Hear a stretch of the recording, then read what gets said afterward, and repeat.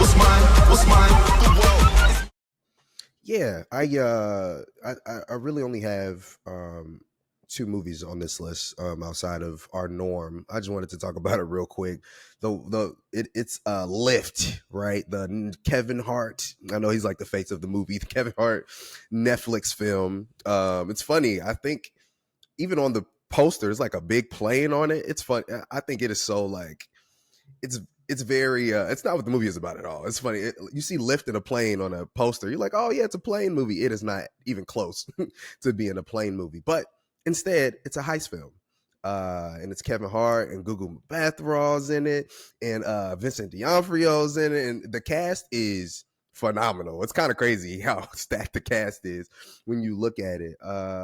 But man, this film, I have to talk about it because it's not good. It's not a good movie. I don't want to bring it up to just to talk bad about it per se, but there is we've kind of been talking about at length how Netflix is a big perpetrator of this, but there's this trend going around that you have to have a film with all of these big action stars, not even action stars, but these big stars in it in order to get people to watch it. And I don't think that's necessarily always the case. And Lift is a big perpetrator of that.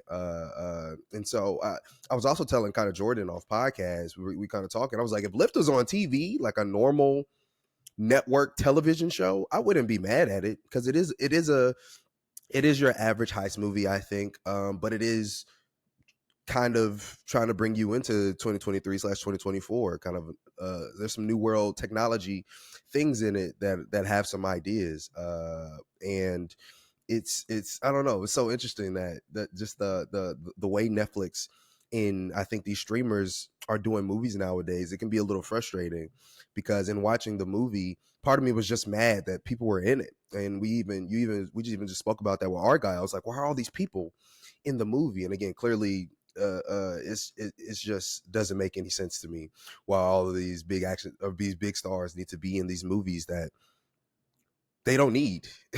Vincent D'Onofrio had no reason to be in this film, and I will say Kevin Hart and Gugu Mbatha, they're kind of a decent part of the film.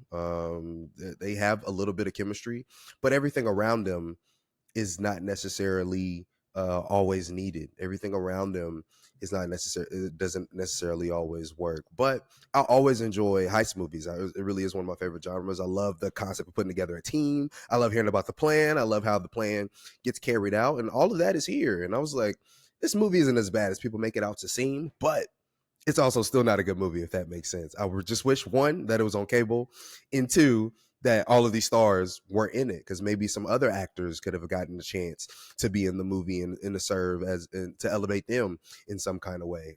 So yeah, man, that's really all I wanted to say about Lift. Just wanted to bring up that weird thing that's happening on Netflix, and to say that Lift, though it's not the best movie, I think if it was recontextualized, people wouldn't be bashing it as hard as they have been.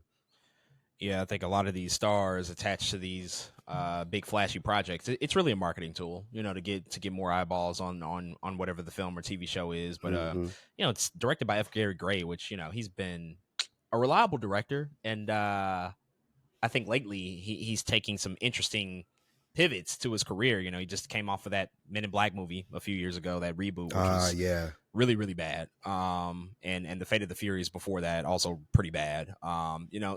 I just wonder, his direction in his career, like, what's his goal and vision with some of these projects that he takes on? I'm not sure if he's actually interested in this material, especially like those franchise picks that he recently did, Mm-hmm. or really like what he's setting out to achieve for himself as a filmmaker. Because it did seem for a while there that he had a really good lane, directing movies like Set It Off and the Negotiator, like putting a lot of black actors at the forefront, but still doing genre movies. And he's always done genre movies, but these most recent ones are just they're not hitting the mark. And that's really disappointing from a director who I do admire and I like a lot. So Yeah. not all that surprised though about Lift.